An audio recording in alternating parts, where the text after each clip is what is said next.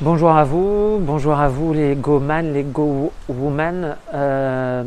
Aujourd'hui, j'avais envie de parler notamment des rendements et quel rendement il faut avoir pour que le bien que l'on achète, l'investissement qu'on réalise, soit totalement neutre, c'est-à-dire n'impacte pas notre capacité d'endettement, n'impacte pas aussi les liquidités qu'on peut avoir à la fin du mois.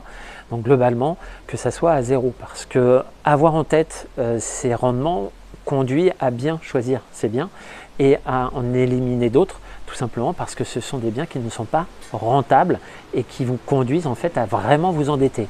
Je m'explique quand je parle d'endettement. Bien évidemment, moi j'ai acheté une quinzaine de biens immobiliers, j'ai des dettes, ce qu'on appelle en banque des encours. Mais globalement, sauf si on atteint des niveaux d'encours très importants, globalement les encours, c'est pas ce qu'il y a de plus important dans un banquier. Ce qu'il y a de plus important, c'est le fameux taux d'endettement, les 33% globalement. Et au-delà de ces 33%, c'est la rentabilité du bien et l'effort que vous devez faire pour financer votre investissement chaque mois. L'objectif, c'est de faire 0% d'effort, bien évidemment. Mais à quel moment, à partir de quelle rentabilité ce zéro effort existe? Quand vous allez acheter des biens immobiliers et que vous avez une rentabilité qui va être de 6-7%, est-ce que c'est une rentabilité intéressante? Est-ce que moi ça m'intéresserait? Je vous dis tout de suite, non, pas du tout. 6-7% brut, ça ne m'intéresse pas et j'essaye de négocier le prix si le bien, en tout cas, m'intéresse. Donc, et donc vous comprenez que des rentas de 5% brut, c'est encore pire. Globalement, ce qu'il faut bien comprendre, c'est que pour avoir, si on emprunte sur 20 ans, pour avoir un effort mensuel égal à 0, il faut une rentabilité proche des 9%. C'est un tout petit peu inférieur, c'est du 8,8% de mémoire. Si vous n'avez pas cette rentabilité-là, alors vous pouvez l'atteindre à travers plusieurs solutions, hein. J'en ai déjà parlé, meubler, transformer un studio en F2, tous ces éléments-là. Si vous n'arrivez pas à ces 8,8%, en tout cas les 9%, eh bien chaque mois vous allez mettre de côté. Je vous explique pourquoi, tout simplement. Ce qu'il faut, c'est calculer en fait combien vous allez dépenser par mois si vous empruntez. Moi j'ai fait les calculs, si j'emprunte 100 000 euros sur 20 ans, chaque mois je mettrai 6,2% de ces 100 000 euros à rembourser.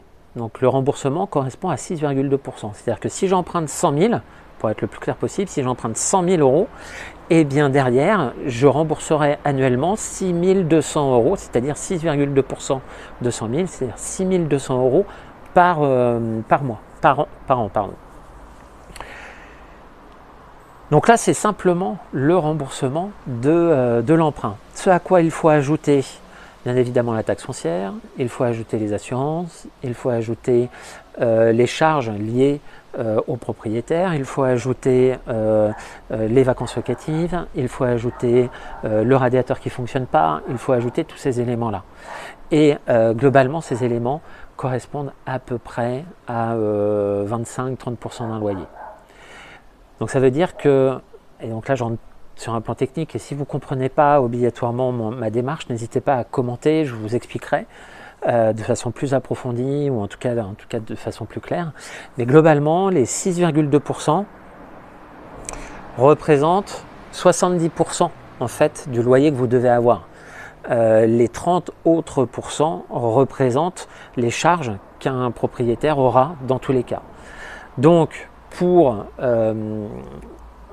être totalement neutre, c'est non pas 6 200 euros que je dois avoir pour mon emprunt de 100 000 de loyer, mais c'est un loyer de 8 800 euros annuel que je dois avoir. Parce que si on fait 8 800 moins les 30% de charges qu'on a généralement en tant que propriétaire, eh bien 8 800 moins 30% conduira à peu près à 6 200.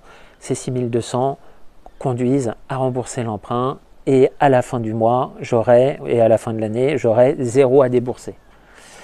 Voilà, donc si la vidéo est un peu technique pour vous, parce que parfois je suis en plus je ne suis pas obligatoirement très clair, eh bien n'hésitez pas à le mettre en commentaire, j'essaierai de préciser un certain nombre de choses et je vous répondrai. En tout cas, j'espère que ça vous a éclairé, parce que quand on est investisseur, il faut aussi avoir un certain nombre d'indicateurs en tête, que ce soit au niveau des travaux, au niveau des banques, au niveau de plein de choses. Et donc ça, c'est un indicateur à avoir, l'indicateur de rentabilité, de rendement. C'est du 8,8% qu'il faut avoir dans tous les cas. Sinon, en dessous, eh bien, on s'endette et le banquier vous accordera de moins en moins vos prêts sur le deuxième, troisième, quatrième bien. Voilà, donc j'espère que ça vous a plu et dans tous les cas, je vous dis à très bientôt dans une autre vidéo. Salut, salut!